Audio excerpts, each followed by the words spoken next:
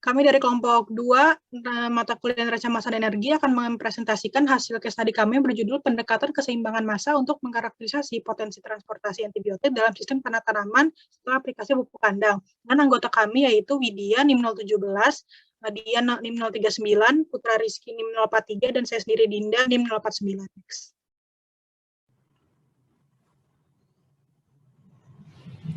Saya Widya NIM 17, saya akan menjelaskan tentang pendahuluan. Penggunaan antibiotik untuk hewan telah digunakan secara luas dan intensif di seluruh dunia dalam pengobatan dan juga pencegahan dan sebagai aditif pangan. Tapi metabolisme ini di hewan dalam jumlah besar dikeluarkan ke lingkungan melalui feses dan juga urin. Untuk itu, antibiotik ini terakumulasi menjadi racun bagi mikroorganisme tanah, tumbuhan, dan juga manusia. Kondisi antibiotik di lingkungan ini belum sepenuhnya dipahami, terutama dalam kondisi lapangan. Pada penelitian sebelumnya, belum mencantumkan perhitungan massa dan massa relatif antibiotik yang tersisa di media yang berbeda dalam sistem tanah tanaman. Untuk itu, tujuan utama dari studi kasus ini adalah untuk mengembangkan pendekatan keseimbangan massa multimedia untuk menyelidiki hubungan antara antibiotik, sistem tanah tanaman, dan aplikasi pupuk kandang. Perkenalkan kembali, nama saya Nurdian, NIM 1151939.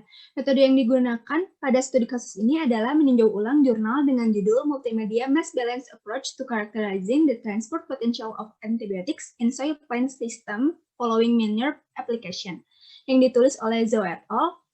Lalu, persamaan neraca massa yang digunakan untuk mengamati transportasi antibiotik adalah sebagai berikut, tertera pada layar, di mana M massa antibiotik dan massa air hujan merupakan input antibiotik dari pupuk kandang dan air hujan.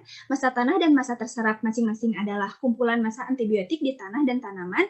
Massa runoff dan massa sedimen adalah massa antibiotik yang keluar melalui aliran permukaan dan sedimen. Massa hilang adalah massa total dari antibiotik yang hilang. Asumsi massa input, output, dan antibiotik yang bertransportasi mengikuti percobaan yang dilakukan oleh Zhou et al. Pada tahun 2020, sedangkan untuk asumsi massa antibiotik mengikuti percobaan yang dilakukan oleh Sugiharto et al. Pada tahun 2016. Perkenalkan kembali, nama saya Putra NIM 043 akan membahas tentang hasil dan pembahasan. Yang pertama ada pengaruh aplikasi pupuk kandang pada konsentrasi antibiotik dalam sistem tanah tanaman. Pemberian pupuk kandang seringkali menyebabkan peningkatan konsentrasi antibiotik di tanah menurut Zhou et al. Pada tahun 2013. Pada lahan yang telah diaplikasikan oleh pupuk kandang, besar pelepasan, pengangkutan, transfer, penyimpanan, dan penghilangan antibiotik di dalam dan di antara berbagai media lingkungan melalui sistem tanah tanaman bergantung pada keseimbangan input-output antibiotik, hidrologi, dan proses biogeokimia menurut Tasho and Cho tahun 2016. Nah, yang selanjutnya ada pengaruh hujan pada transportasi antibiotik dan massa antibiotik yang hilang. Di sebelah kiri terdapat grafik yang memperlihatkan presentasi massa hilang, persentase massa output, persentase massa tanah, persentase massa tanaman saat kondisi hujan dan tidak hujan yang telah dihitung. Dan hasilnya ini sesuai dengan percobaan yang dilakukan oleh Zhou et al. Pada tahun 2020 seperti yang terdapat pada tabel di sebelah kanan. Dapat dilihat bahwa terdapat perbedaan pada persentase massa yang keluar, yaitu pada saat tidak terjadi hujan tidak ada massa yang keluar atau output dikarenakan tidak terjadinya runoff. Nah, untuk massa yang bertransportasi pun juga terdapat perbedaan. Pada saat kondisi hujan, pada tanah terdapat 5,899%, pada daun terdapat 0,013%, pada cabang terdapat 0,007%, pada batang terdapat 0,031%, dan pada akar terdapat 0,021%. Sedangkan saat tidak terjadi hujan, pada tanah terlihat jauh lebih besar daripada saat hujan, yaitu 90,633%. Dan untuk yang bertransportasi ke bagian tanaman adalah 0,105%. Nah, beberapa antibiotik ditemukan di air hujan menunjukkan bahwa kejadian hujan merupakan salah satu cara di mana antibiotik memasuki sistem tanah tanaman. Menurut Ferre, Hamilton, Becke, dan Anderson pada tahun 2018. Kelebihan air pada curah hujan akan menghasilkan output berupa runoff. Jika intensitas hujan lebih laju infiltrasi, maka kelebihan air mulai berakumulasi sebagai runoff. Menurut Agustianto tahun 2014. Saat terjadi hujan, terdapat massa yang menghilang melalui aliran air hujan dan terdapat antibiotik yang tergenang di permukaan tanah berupa runoff. Hilangnya massa antibiotik yang tinggi pada saat turun hujan terjadi melalui aliran permukaan dan runoff. Menurut Popova, Baer, Tate, dan Parik tahun 2013. Oleh karena itu, banyak massa antibiotik yang tidak bertransportasi ke dalam tanah dan tanaman saat terjadi hujan. Selanjutnya ada pengaruh hujan pada transportasi antibiotik dan massa antibiotik yang hilang. Meskipun tanaman dapat mengakumulasi antibiotik, kadar sebagian besar nyawanya relatif rendah yang menunjukkan rasio massa yang tidak signifikan pada tanaman yang tumbuh di tanaman yang diberi pupuk kandang. Menurut Profesor Dasible tahun 2015, potensi bioakumulasi berbeda di antara spesies tanaman dan jarang diketahui pada pohon berkayu tahunan.